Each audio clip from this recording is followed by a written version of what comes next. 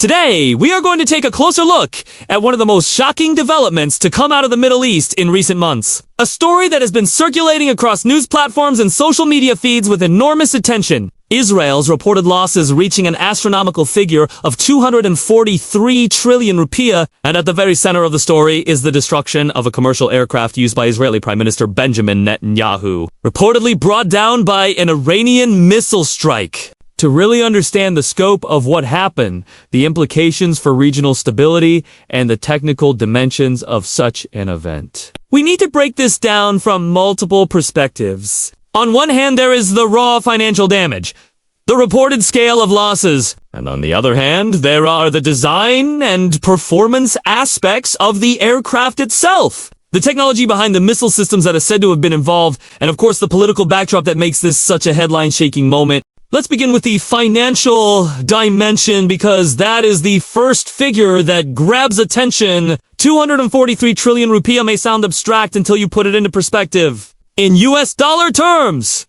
depending on the exchange rate, that translates to more than $15 billion.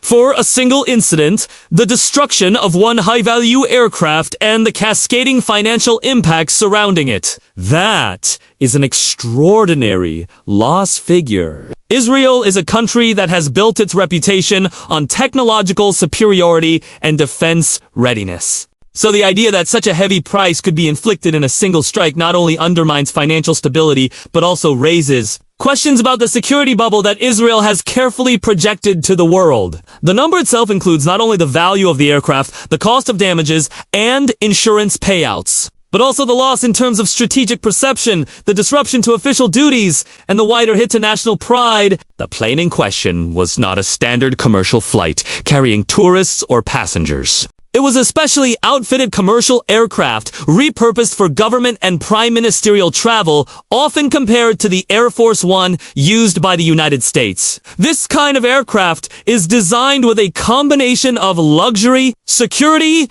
communications, technology, and military-grade defense systems. The Israeli government spent years preparing such a plane, with modifications that allowed the prime minister to operate as though he were still in his office or war room, complete with encrypted communication lines, defense countermeasures, and long-range flight capacity. The design elements included reinforced fuselage materials, electronic countermeasure pods, radar warning receivers, and systems to confuse or deflect incoming missiles. The destruction of such a highly secure platform by an Iranian missile raises the alarming question of just how effective those defensive measures truly were, or whether the Iranian strike managed to exploit a vulnerability that had previously gone unnoticed. In terms of performance, these planes are built on proven commercial aircraft. Netanyahu's aircraft was based on the Boeing 767 platform, a wide-body, twin-engine design known for reliability and efficiency. The 767 family has been used extensively for both civilian and military purposes, with versions serving as refueling tankers, cargo carriers, and government jets. With a maximum range exceeding 10,000 kilometers and the ability to stay airborne for more than 12 hours without refueling, the 767 base configuration was chosen because it could transport officials across continents seamlessly. Performance swap! The engines provide thrust levels capable of pushing the aircraft to cruising speeds above 850 kilometers per hour, while the avionics suite gives pilots the capacity to manage both civilian air routes and military-style restricted corridors. When transformed into a government jet, these baseline features were enhanced by modular cabins, reinforced communication lines, and even the ability to coordinate aerial operations while in flight. The unique selling point of such a government-modified commercial aircraft is its blend of civilian appearance with military resilience. Unlike fighter jets, which draw immediate attention, or overtly military cargo planes, these repurposed commercial jets operate in a gray zone, able to blend in the standard airport environments while still carrying cutting-edge defensive hardware. The design concept is that of deterrence through ambiguity. Any adversary would think twice before targeting such a plane, knowing the potential political consequences and the possibility that it is heavily defended. The Iranian strike, if confirmed, represents a bold move to call that bluff, proving that even high-veil and seemingly well-protected assets are not invulnerable. To really grasp how such an aircraft could be taken down, we need to look at the missile technology reportedly used. Iran has invested heavily in a variety of missile systems. From short-range tactical rockets to sophisticated long-range ballistic missiles and precision-guided cruise missiles. Among the most likely candidates are the Corded series or the Bavar 373 system, both of which are Iranian-developed air defense platforms inspired by, but not identical to, Russian designs. These systems can track multiple aerial targets simultaneously, engage them at altitudes ranging from a few hundred meters to tens of kilometers, and deliver high explosive warheads with pinpoint accuracy. The targeting radar,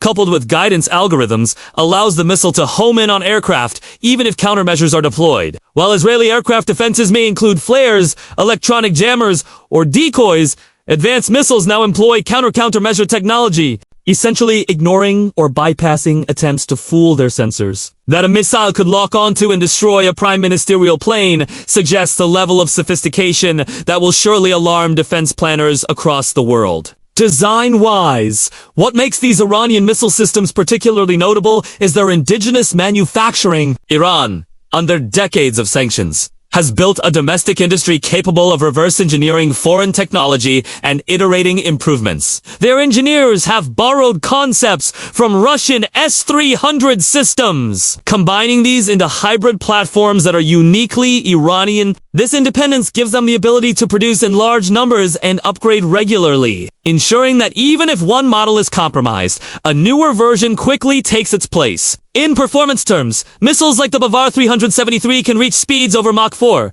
carry warheads weighing more than 150 kilograms, and strike targets at ranges exceeding 200 kilometers. These are not crude weapons, but precision tools intended to challenge the air dominance of countries like Israel. The Israeli side, of course, is not without its defenses. Israel has long prided itself on layered missile defense systems such as the Iron Dome, David's Sling, and the Arrow program. These platforms are designed to intercept incoming threats at various ranges and altitudes. The Iron Dome specializes in short-range rockets, David's Sling in medium-range threats, and the Arrow system in high-altitude ballistic missiles. But these systems are primarily land-based and are designed to protect cities and installations, not necessarily individual aircraft in transit. An aircraft relies on onboard countermeasures, evasive maneuvers, and escort jets for defense. If Netanyahu's plane was traveling without a strong protective escort, or if it was operating in an area within reach of Iranian batteries, it might have found itself exposed.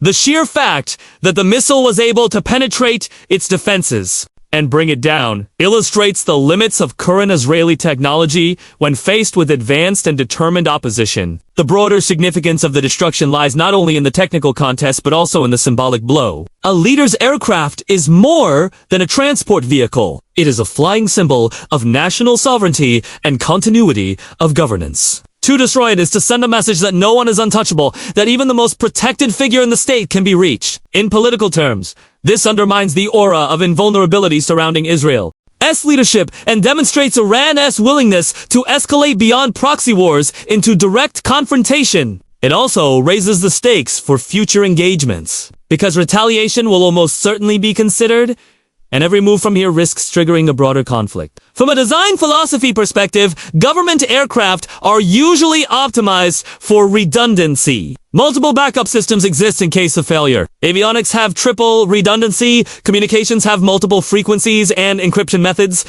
and the aircraft itself is often modified with reinforced wiring, additional shielding, and fuel tank protections to prevent catastrophic explosions. Engineers plan for contingencies, whether it is lightning strikes, engine failure, or even attempted missile attacks. Yet no system is absolute. And in the cat and mouse game of warfare technology, every advance in defense eventually encounters an advance in offense. The Iranian strike demonstrates this principle in a dramatic way, proving that even elite engineering cannot guarantee safety against a determined adversary. Financially, the reported loss figure of 243 trillion rupiah encompasses more than the immediate cost of the aircraft. The specialized modifications made to Netanyahu's plane over the years cost hundreds of millions of dollars. Each secure communication system, each electronic warfare pod, each radar jammer represents years of research and contracts with Israel's top defense firms. Insurance companies, government budgets, and private contractors all feel the shockwaves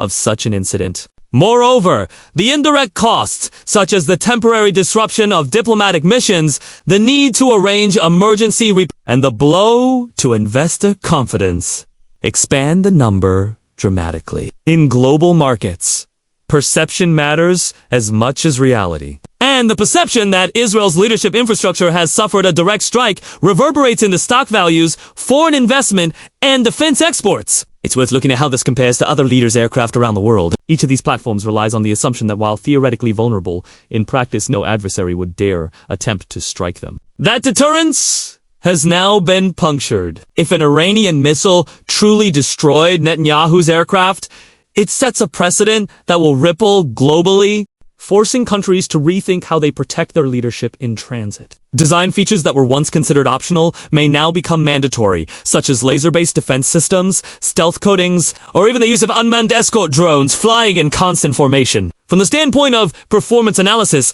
we must also consider the flight profile of the aircraft at the time of the attack. Commercial-based jets operate at altitudes between 30,000 and 40,000 feet, speeds of around Mach 0.8, and relatively predictable routes. These factors make them easier to track than military jets, which can perform evasive maneuvers, fly at varying altitudes, and use afterburners to escape. The prime ministerial plane, even though modified, cannot physically outmaneuver a missile traveling at Mach 4. Its defense must therefore rely entirely on detection and countermeasures. If the missile seeker had locked onto the heat signature of the engines, flares might have been deployed to confuse it. If the missile used radar guidance, electronic jamming might have been activated. But if the missile had dual guidance systems combining infrared and radar, it would be resistant to single-method defenses. In that scenario, unless an escort fighter shot it down, the strike would be nearly impossible to avoid. This brings us to the psychological and strategic dimensions. For decades, Israel has portrayed itself as a fortress state, capable of defending against any threat. The Iron Dome became a household name, admired across the world as an almost miraculous shield. But this event reminds us that no shield is perfect, and even the most advanced nations remain vulnerable. In design terms, it suggests a future where more emphasis is placed on stealth technology for leadership aircraft, coatings that reduce radar signature, redesigned exhausts to minimize heat visibility, and onboard lasers to physically burn incoming missile seekers may become standard. In performance terms, governments may also prioritize faster climb rates, higher cruising altitudes, or mixed routes that reduce predictability. Each of these changes adds complexity and cost, but after such a public loss, the pressure to innovate will be enormous. As for Israel's internal response, such an incident forces a reckoning. The very idea that the Prime Minister's plane could be targeted raises uncomfortable questions about intelligence failures, about whether routes were compromised, and whether complacency had set in. Design teams who once boasted of the aircraft's near impenetrability will now face scrutiny over what was missed. Performance specifications written on paper will be contrasted with the grim reality of a destroyed aircraft. Political opponents will demand accountability, and defense firms will be pushed to accelerate upgrades. The ripple effect will extend beyond Israel,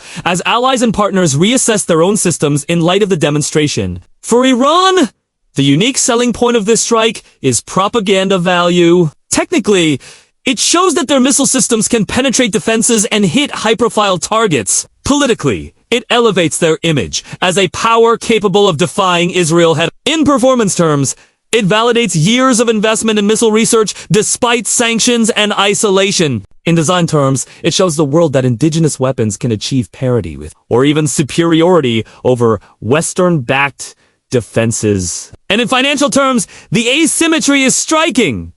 The cost of a single missile, perhaps no more than $1 million, inflicting a loss worth billions. This cost-to-damage ratio is the very essence of asymmetric warfare, where a smaller power uses cheaper weapons to inflict outsized damage on a larger, wealthier adversary. Throughout this entire scenario, one must remember that war and technology exist in constant tension. Engineers design, adversaries adapt, and the cycle continues. The destruction of Netanyahu's plane is not just a headline about money or politics. It is a case study in the limitations of design, the realities of performance, and the harsh truth that no system is invulnerable. For laymen, it might feel shocking that such a massive aircraft, with all its defenses, could be destroyed by a single missile. For experts, it is a reminder that the laws of physics, the speed of advancing technology, and the determination of adversaries always leave room for vulnerability. It is not about one plane, one missile, or one leader. It is about the broader dynamics of modern warfare, where perception, deterrence, and reality clash in unpredictable ways.